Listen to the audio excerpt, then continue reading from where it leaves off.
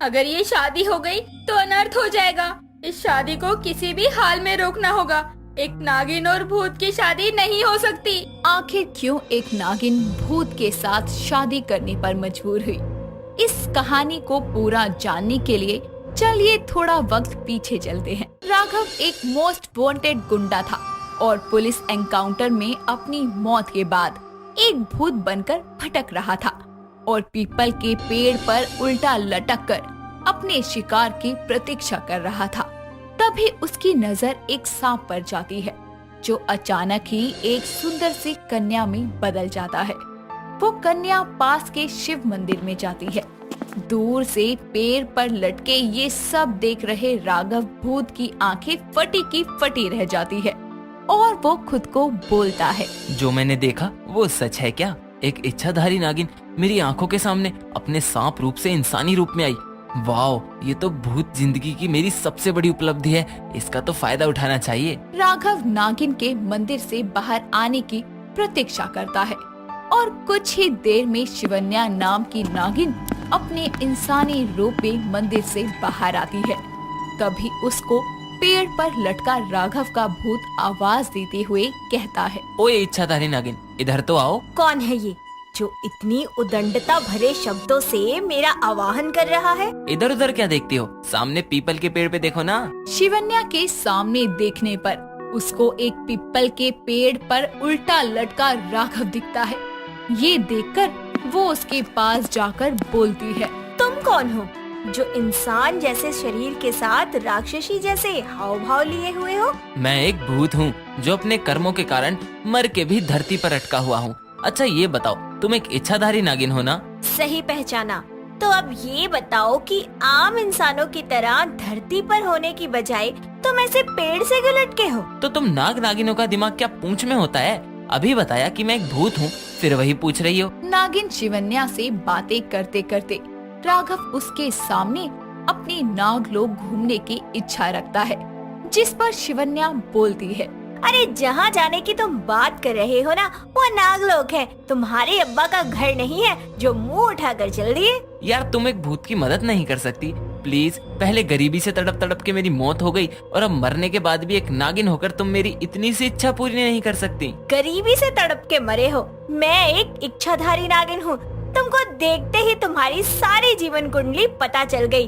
तुम एक गुंडे थे और धरती के रक्षकों द्वारा तुम मारे गए। अपनी सच्चाई सुनकर राघव को नागलोक देखने का सपना ही रहता नजर आता है, जिसके बाद वो इस सपने को पूरा करने के लिए नागिन के पैरों में गिर जाता है और मजबूरन उसके नागलोक ले जाने की बात को शिवन्या को मानना पड़ता है, जिस पर वो बोलती है, ठीक है तुम चल सकते हो, लेकिन अपने इस भूतिया रूप में नहीं। रुको, मैं तुम्हें एक अच्छा लुभावना नाग रूप देती हूँ ताकि किसी को भी तुम्हारे इस भयंकर रूप के बारे में पता ना चले। शिवन्या नागिन उस राघव भूत को अपनी शक्तियों से एक सुंदर सा नाग का रूप देती है, लेकिन कोई भी उसको छू नहीं सकता था, क्योंकि किसी भी नाग नागिन द्वारा स्पर्श करने पर वो वापस से अपने असली भूत रूप में आ जाएगा।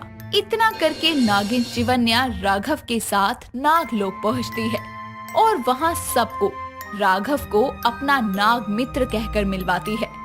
राघव के नाग रूप को देखकर वहां की नागिनें उस पर मोहित होने लगती है और एक शाम राघव को अकेला देखकर मेनका नागिन उसके पास आकर बोलती है, हे नाग, तुम दिखने में तो अत्यंत सुंदर हो, लेकिन तुमने अब तक विवाह क्यों नहीं किया? वो भूतों की शादी नहीं होती ना। वो मेरा मतलब कि मुझे अभी तक मेरे हिसाब की लड़की नहीं मिली। तुम एक नाग हो तो किसी नागिन से ही विवाह करोगे ना।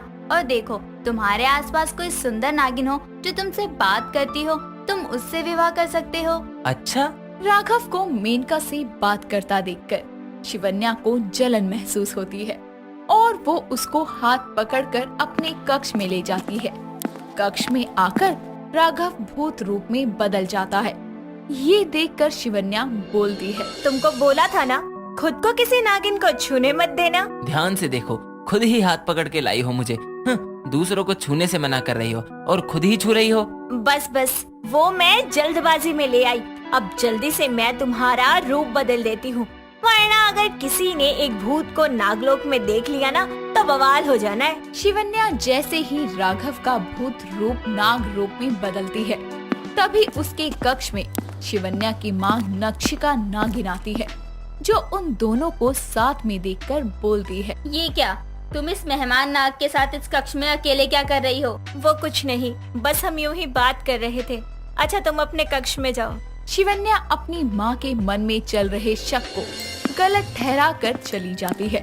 राघव के नाग लोक में रहने तक वो हमेशा शिवन्या के साथ ही घूमता फिरता, जिसके कारण एक भूत और नागिन एक दूसरे के करीब आ जाते हैं और ना चाहते हुए भी दोनों एक दूसरे से प्यार कर बैठते हैं। ऐसे ही एक शाम नागलोक के वन में झूले पर बैठकर शिवन्या राघव से उसके इंसानी जीवन के बारे में पूछती है, जिस पर राघव बोलता है। तुमको पता है, मैं भी एक शरीफ इंसान था, लेकिन जब सब जगह से ईमानदारी अपनाकर भी गालियां खानी पड़ी तो मैंने चोरी चकारी का काम किया और गुंडा बन गया। लेकिन आज तक का रिकॉर्ड है, मैंने कभी बेगुनाह और जरूरतमंदों को नहीं लूटा, बल्कि अमीरजादों की काली कमाई ही लूटी है। लेकिन अफसोस, मुझे और जीना था, लेकिन मेरे काम के चलते मेरे दुश्मन इतने थे कि एक दिन मुझे पुलिस, जो मेरी सबसे बड़ी दुश्मन थी, उसके हाथों मौत मिली। मुझे अब दोबारा इंसानी रूप तो मिलेगा नहीं, और दुख इस बात का है कि मेरी माँ मेरे जाने के बाद अकेली रह गई। तुम भूत बनकर अपनी माँ के साथ नहीं रह सकते? नहीं, क्योंकि भूत की कोई जिंदगी नहीं होती और किसी भी दिन मेरे भटकने की अवधि खत्म हो सकती है और मुझे दूसरा जन्म मिल सकता है, किसी चूहे का, बिल्ली का। इंसानी जन्म तो मुझे मिलने से रहा, काश मुझे नाग रूप मिल जाए, कम से कम मैं अपने प्यार के साथ तो रह लूंगा। राघव के मुंह से अपने लिए अप्रत्यक्ष प्यार का इजहार सुनकर शिवन्या के मुंह पर प्रसन्नता का भाव आ जाता है। लेकिन तभी उसके पास एक संदेश आता है कि नागराज ने उसका विवाह तय कर दिया है। इस बात की खबर लगते ही शिवन्या अपनी माँ के पास जाकर बोलती है, माँ, मैं नागराज की पुत्री हूँ। इसका मतलब ये नहीं कि मेरी जिंदगी का इतना बड़ा फैसला वो ही लेंगे। विवाह मेरा है तो फैसला भी मेरा होगा। मैं जानती हूँ आज तुम ये फैसला किसके प्रेम में पढ़कर ले रही हो। वो जिसे नाग बनाकर इस नागलोक में लाई हो, असल में वो एक नाग नहीं, भूत है। आप ये क्या कह रही हैं? ये सच नहीं है। आपको किसने कहा कि वो भूत है? कोई कहता तो ना मानती, लेकिन उस दिन मैंने अपनी आंखों से देखा था तुमको उसका रूप बदलते हुए। नक्षिका शिवन्या को उसके सवाल का जवाब देने के बाद विवाह के लिए हामी भरने को बोलती है। विवाह के लिए हाँ करने के कुछ देर बाद शिवन्या राघव के पास जाती है और उसका हाथ अपने हाथों में लेती है, जिसके कारण वो अपने भूत रूप में आ जाता है। तभी शिवन्या बोलती है, मेरा विवाह होने वाला है। मैं चाहती हूँ तुम मेरे वर बनो। मैं किसी और से विवाह नहीं कर सकती। लेकिन ये संभव है? कहीं इसका कोई गलत असर तो नहीं होगा तुम पर? नहीं, ऐसा कुछ नहीं होगा। नागलोक में नागिन शिवन्या के विवाह की तैयारियां हो रही होती है। उसका विवाह नागलोक के सबसे सुप्रसिद्ध नाग नागेश से हो रहा था। लेकिन विवाह के दिन शिवन्या नागेश को अपनी शक्तियों से मूर्छित करके उसकी जगह सहरे में राघव को ले आती है और फेरों के वक्त जब वो उसका हाथ पकड़ती है तो सहरे में उसका चेहरा बदल के भूतिया हो जाता है। और ये देखकर शिवन्या की माँ नक्षिका बोलती है, ये क्या, अगर ये शादी हो गई तो अनर्थ हो जाएगा। नक्षिका विवाह रोकने के लिए आगे बढ़ती है, लेकिन तब तक फेरे पूरे हो चुके थे। राघव शिवन्या की मांग में सिंदूर भर देता है और एक भूत और नागिन की शादी संपन्न हो जाती है, जिसके बाद शिवन्या एकदम से बेजान होकर गिर जाती है और राघव उसे संभालते हुए अपना सहारा देता है। तभी सब लोग देख लेते हैं कि वो भूत है, लेकिन तभी नक्षिका अपनी बेटी के पास आकर बोलती है, मैंने कहा था शिवन्या, एक भूत और नागिन का विवाह नहीं हो सकता। तुमको अपनी जान से हाथ धोना पड़ेगा। क्या? लेकिन माँ, मेरी मौत मेरे प्रेम को एक इंसानी शरीर देगी। इसके लिए मुझे मौत भी मंजूर है। राघव, तुम मेरी मौत के पश्चात एक इंसान बन जाओगे, एक जीवित इंसान। फिर तुम अपनी माँ के साथ जाकर अच्छे से रह सकते हो। तुमने ऐसा क्यों किया शिवन्या? मैं तुम्हारे साथ भी तो रहना चाहता था।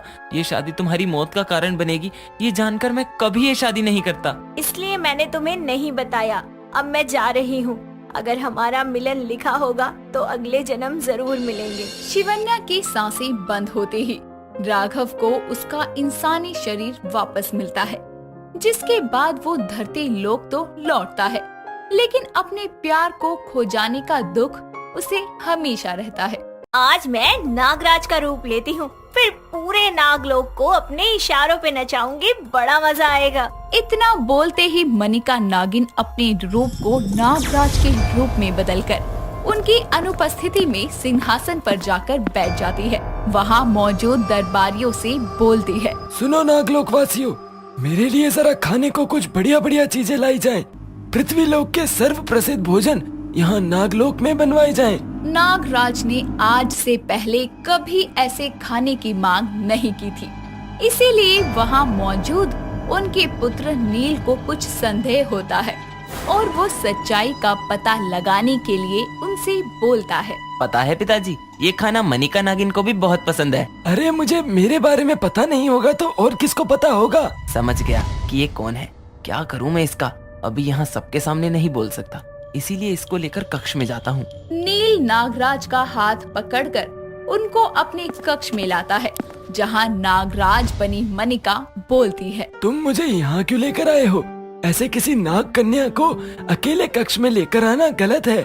नाग कन्या? लेकिन मैं तो नागराज को लाया हूँ। अरे ये मैंने क्या बोल दिया? अब ड्रामे खत्म हो गए हों तो अपने रूप में आओ मनिका।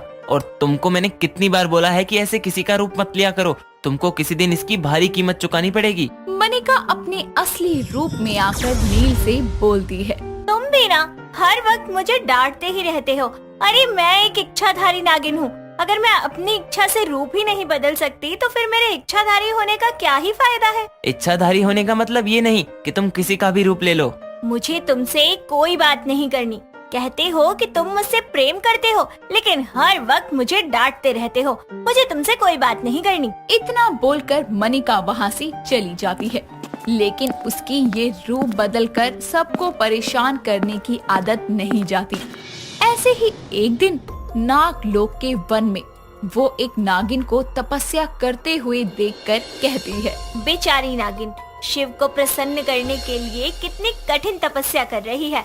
चलो इसे इसकी तपस्या का फल देती हूँ। मनिका भगवान शिव का रूप धारण करके उस नागिन की तपस्या को भंग कर देती है।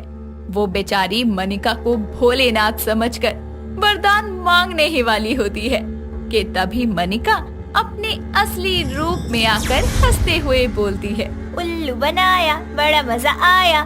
माफ करना पुत्री, लेकिन मेरा वरदान तुम्हें शक्तियाँ नहीं दे पाएगा। उसकी इस हरकत को देखकर वो नागिन गुस्से में लाल पीली हो जाती है और अपने अर्ध नागिन रूप में आकर बोलती है, एक नागिन होकर दूसरी नागिन की तपस्या भंग करती हो। मेरी पूजा का मजाक बनाया, हमारे इष्ट का रूप लेकर उनका निरादर किया। मेरी भक्ति का भी मजाक बनाया तूने नागिन। तेरा ये इच्छाधारी रूप ही इन सब की जड़ है। आज मैं तुझे ये श्राप देती हूँ कि अपने इस इच्छाधारी रूप को अब तू अपनी इच्छा के रूप में कभी नहीं बदल पाएगी। तेरा रूप तेरी इच्छाओं से बिल्कुल विपरीत होगा। साथ ही तुझे अपना असली रूप लेने के लिए भी काफी जतन करने होंगे। मनिका को ये श्राप मिलते ही वो अपने असली रूप से एक बेहद ही काली नागिन में बदल जाती है और अपने रूप रंग को देखकर बोलती है, नहीं नहीं, मैं इतनी बदसूरत कैसे हो गई? मुझे माफ कर दो, लेकिन मुझे इस श्राप से आजाद कर दो।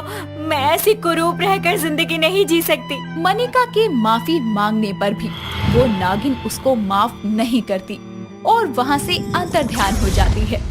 ये देखकर मनिका कहती है, मुझे नील के पास जाना चाहिए, लेकिन मैं ऐसे नहीं जा सकती। मुझे अपने असली रूप में आना होगा। मनिका आंखें बंद करके अपने असली रूप में आने की कोशिश करती है तो वो आधी बैल आधी इंसान में बदल जाती है और खुद को ऐसे रूप में देखकर बोलती है। हे भोलेनाथ, ये कैसा राक्षसों वाला रूप है, कृपया करके मुझे ठीक कर दीजिए।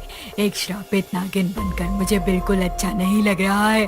मुझे वापस से नागिन बना दीजिए भोलेनाथ, मैं क्या करूं? वो कुछ कर पाती, इतने में ही नील उसे ढूंढता हुआ उस वन में आता है और वहाँ पर आधे बैल आधे इंसान को देखकर बोलता है। राक्षस, वो भी हमारे नागलोक में?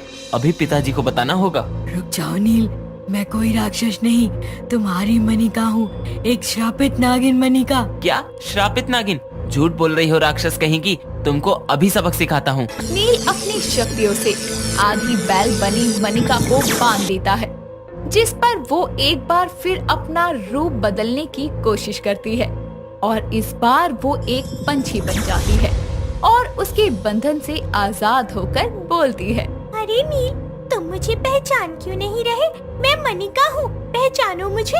इसके बाद मनिका पंछी बनकर ही सारी सच्चाई नील को बताती है, जिस पर वो बोलता है। तुमको मैंने कहा था कि ये रूप बदलकर लोगों को परेशान करना बंद करो, लेकिन तुम मानी नहीं। अब पड़ गई ना मुसीबत में। नील पंछी बनी मनिका से बातें कर ही रहा होता है कि तभी नागलोक के कुछ सिपाही उस पक्षी को पिंजरे में कैद कर लेते हैं।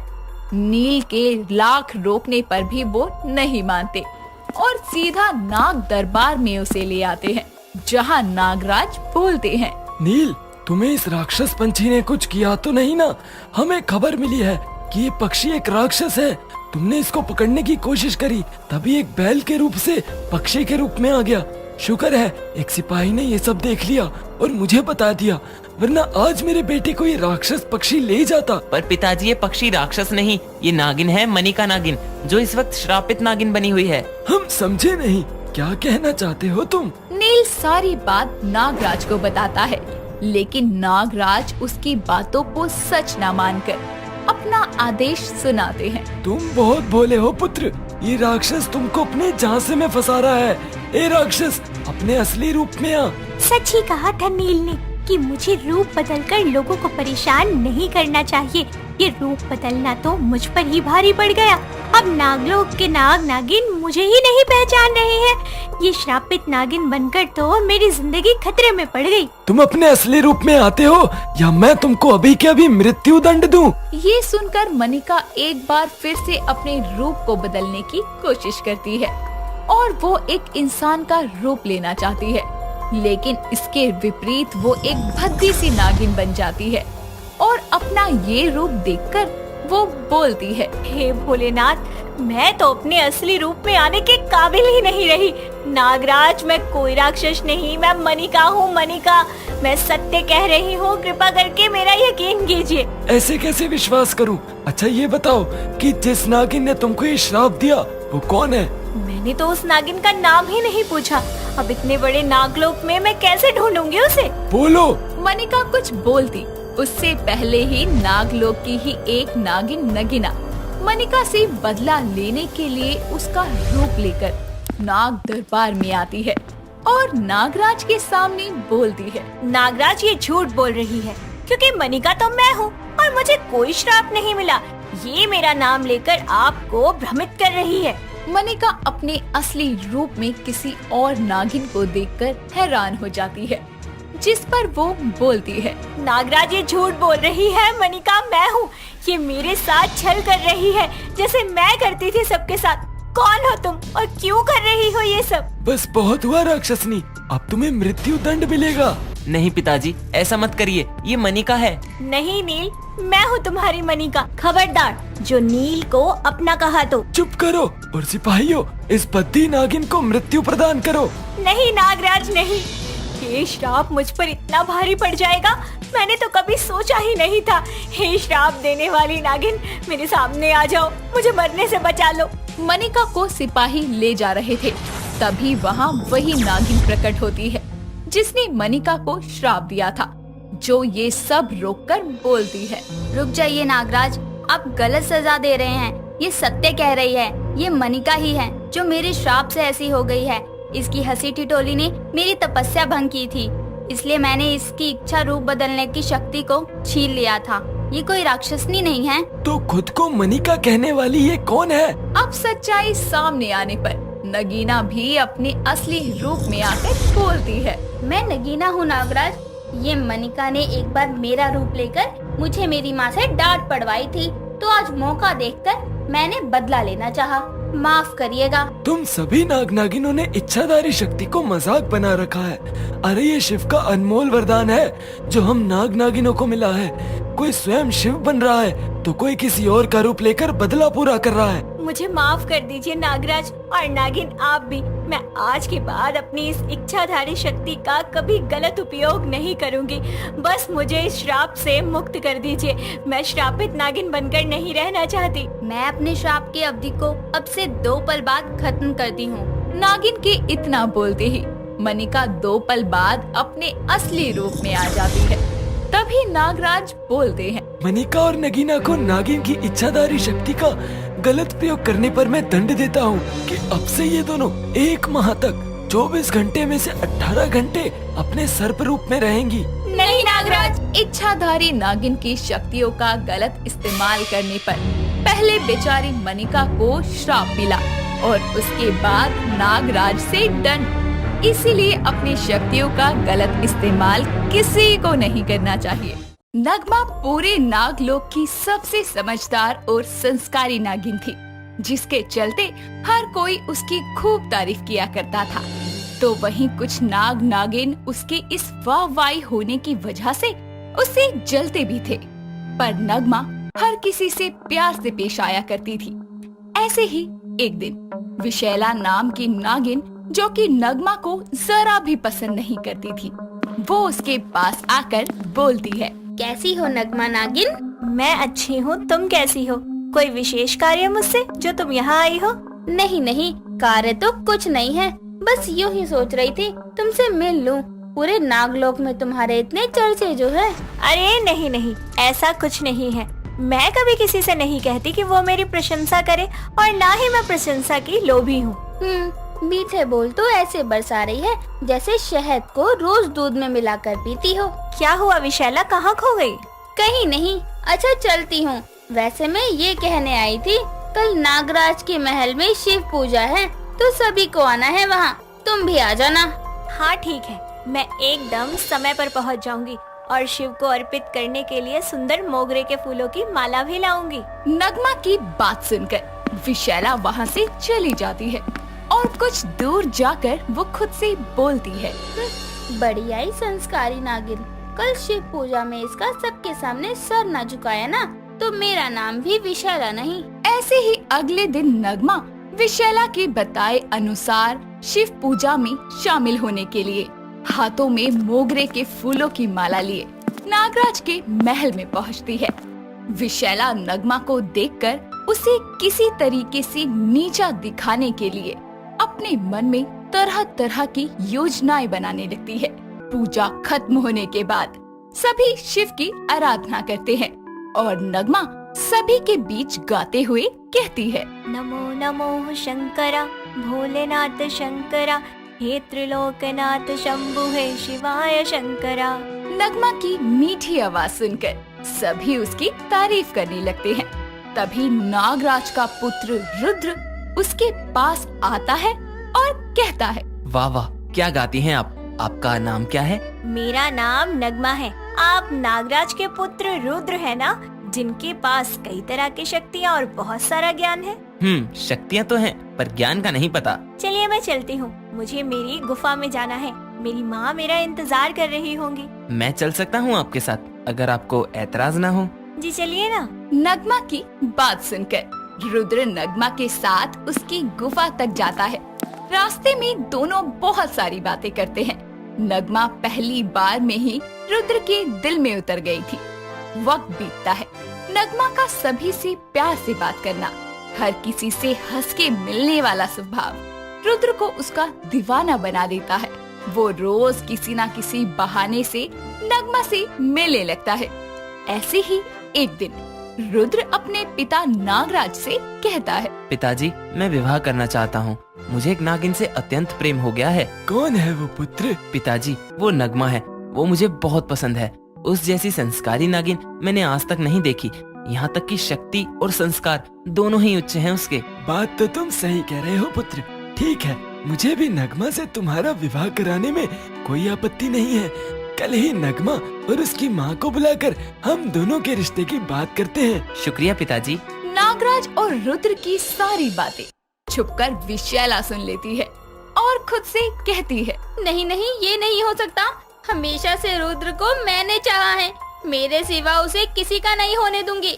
रुद्र का विवाह केवल मुझसे होगा और किसी से नहीं। ऐसे ही अगले दिन नागराज नगमा और उसकी माँ मोहना को महल में बुलाते हैं, जिसके बाद नागराज उनके समक्ष रुद्र और नगमा के विवाह का प्रस्ताव रखते हैं।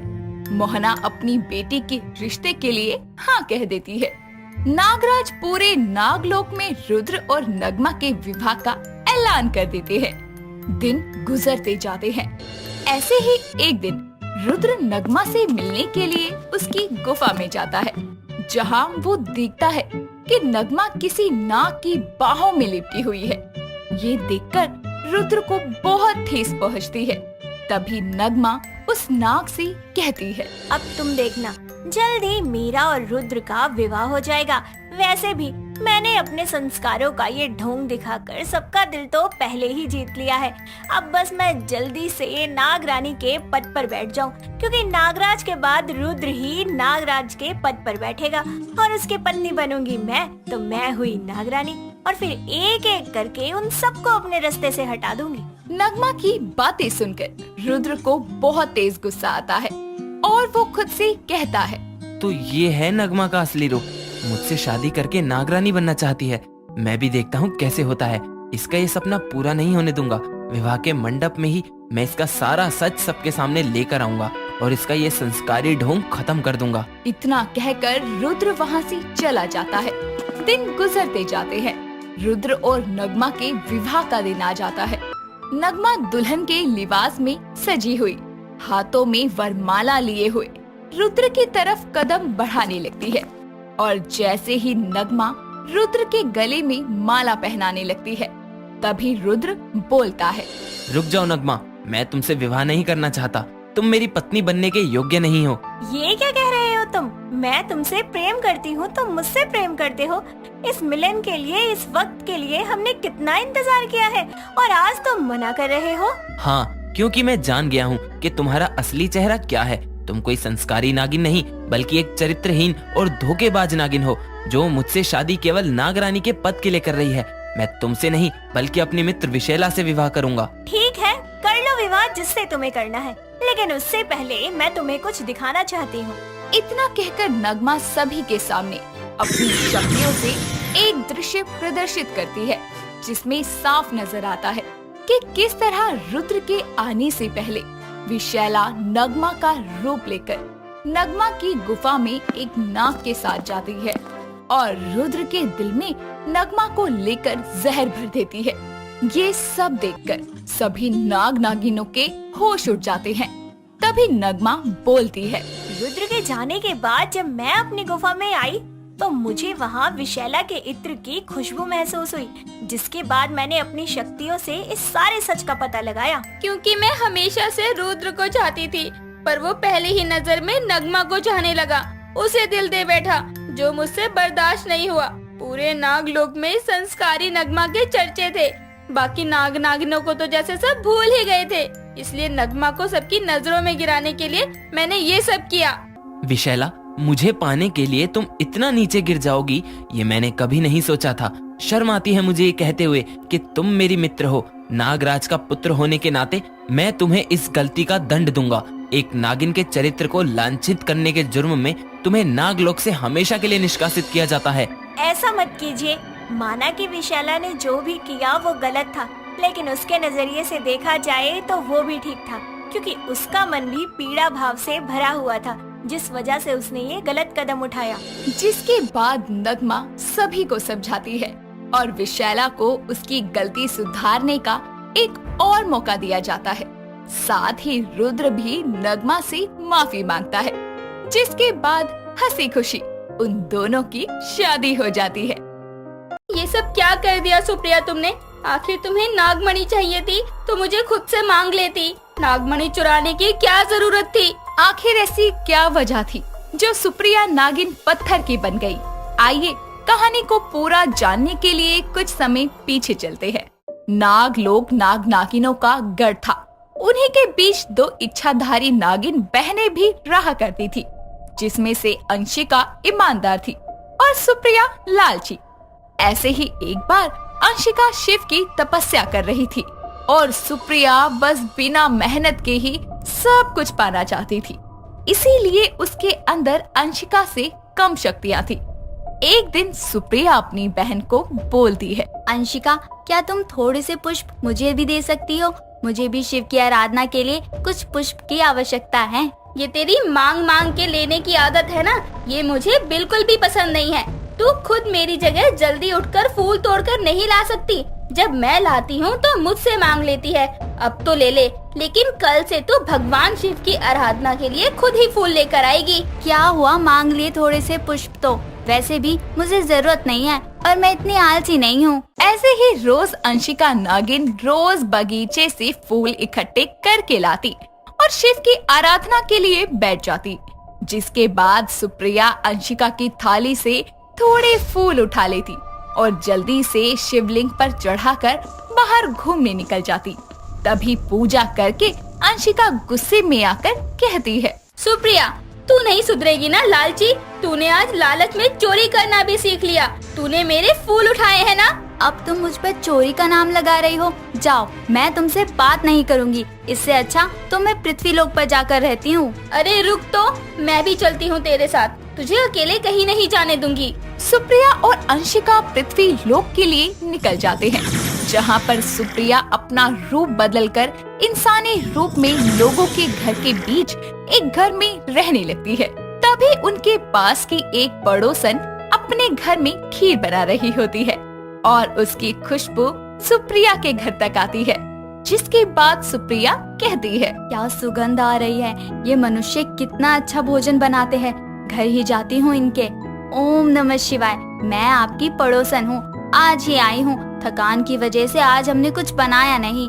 आपके घर से खाने की बहुत अच्छी खुशबू आ रही थी। क्या मुझे थोड़ा सा कटोरी में देंगी आप? हाँ हाँ, क्यों नहीं। आप हमारी नई पड़ोसन जो हैं, कोई बात नहीं, ले जाओ। सुप्रिया खीर मांगकर घर आ जाती है। तभी उसकी बहन ये देखकर बोलती है, मांग लाई वहाँ से मंगती। तू कभी सुधरेगी ही नहीं। कभी अपनी शक्तियों का प्रयोग भी कर लिया कर और खुद भी कुछ बना लिया कर। छोड़ ना, खीर कितनी अच्छी है। तू भी खाकर देख, कितनी स्वादिष्ट है। अति उत्तम। मन प्रसन्न प्रफुल्लित हो गया। चल कहीं बाहर चलकर देखते हैं कि इंसान क्या क्या करते हैं, हमें भी तो पता चले। दोनों बहनें बाजार जाती है, जहाँ सुप्रिया को साड़ी पसंद आती है, लेकिन पैसे ना होने के कारण अंशिका उसको नहीं दिलवा पाती। अंशिका एक नौकरानी बनके लोगों के घर में काम करती थी, जिससे उसके पास पैसे आते थे। वहीं दूसरी तरफ सुप्रिया को काम करने में आलस आता था, इसीलिए वो चोरी करने लगती है। बाजार में अंशिका के साड़ी ना दिलाने के कारण वो साड़ी को चुरा लेती है और आते जाते लोगों की जेब से पैसे भी निकाल लेती है और घर आकर साड़ी पहनने की कोशिश करते हुए बोलती है, मुझे तो साड़ी बांधने ही नहीं आती। शालिनी के पास जाकर बनवा आती हूँ। सुप्रिया शालिनी के घर पहुंचकर कहती है, शालिनी, क्या आप मुझे ये साड़ी पहना दोगी? हाँ हाँ, क्यों नहीं। और मैं तुमको आसान तरीके से साड़ी बांधना सिखा दूंगी। साड़ी बंधवाने के बाद वो खुद को निहारते हुए कहती है, अरे वाह, मैं तो कितनी सुंदर लग रही हूँ।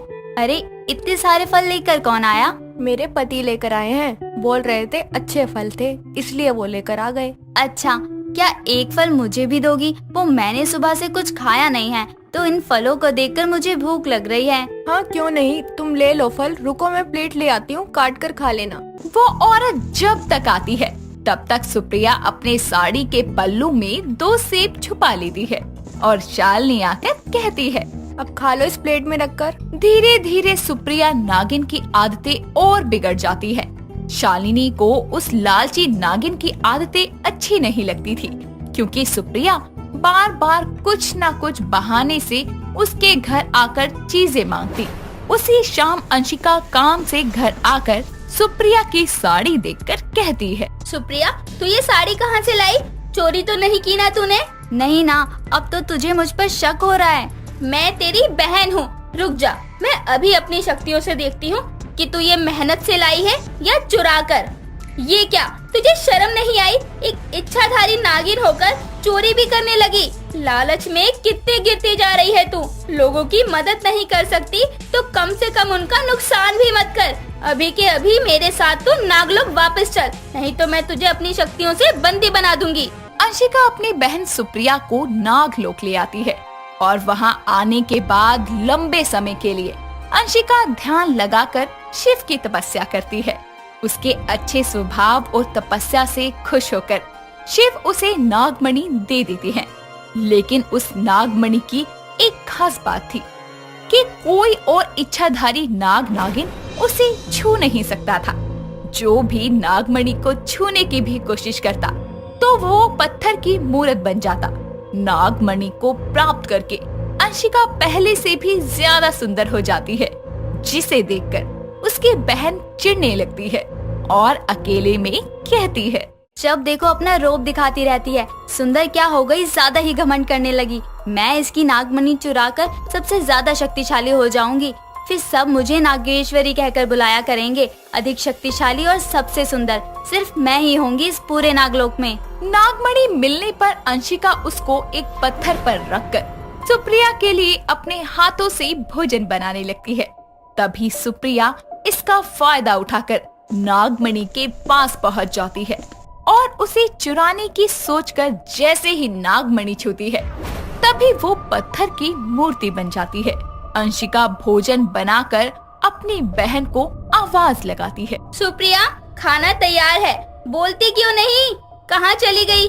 देख कर आती हूँ इस लड़की को। अंशिका नागिन सुप्रिया नागिन को पूरे नागलोक में देखने जाती है। तभी उसे एक आवाज आती है, अंशिका, मैं यहाँ हूँ इस नागमणि के पास, मुझे ठीक कर दो अंशिका। अंशिका अपने नागमणि के पास जाकर देखती है तो सुप्रिया वहाँ पत्थर की बनी होती है। ये देखकर अंशिका कहती है, ये क्या, मुझे तो लगा कोई मूर्ति है। याद आया, शिवजी ने मुझे वरदान दिया था कि मेरे अलावा अगर नागमणि को कोई भी छुएगा तो वो पत्थर का हो जाएगा। ये क्या हो गया? इसका मतलब तूने मणि चुराने की सोची थी? अंशिका रोते हुए अपनी बहन को देखकर कहती है, ये क्या कर दिया तुमने? आखिर तुम्हें नागमणि चाहिए थी तो मुझसे मांग लेती। नागमणि चुराने की क्या जरूरत थी? नागमणि चुराकर मैं शक्तिशाली बनना चाहती थी ताकि नागलोक में सिर्फ मेरी ही चर्चा हो। आज तूने लालच में आकर अपने ही घर में चोरी कर ली। मिल गई ना तुझे इसकी इतनी बड़ी सजा। मुझे मेरी गलती का पछतावा है। लालच ने मुझे अंधा कर दिया था। आज बहुत बड़ा सबक मिल गया है मुझे। मैं कभी लालच नहीं करूंगी सुप्रिया, मुझे ठीक कर दो। चुप हो जा। अगर तुझे अपने किए पर पछतावा है तो तू बिल्कुल पहले जैसी हो जाएगी, और अगर ठीक होने के बावजूद तू वापस से ये सब करेगी तो तू हमेशा के लिए पत्थर की मूर्त बन के रह जाएगी। मैं सच बोल रही हूँ, मैं फिर कभी ऐसी हरकत नहीं करूँगी। अंशिका अपनी शक्तियों से सुप्रिया को ठीक कर देती है, जिसके बाद सुप्रिया सुधर जाती है और एक अच्छी इच्छाधारी नागिन बन जाती है।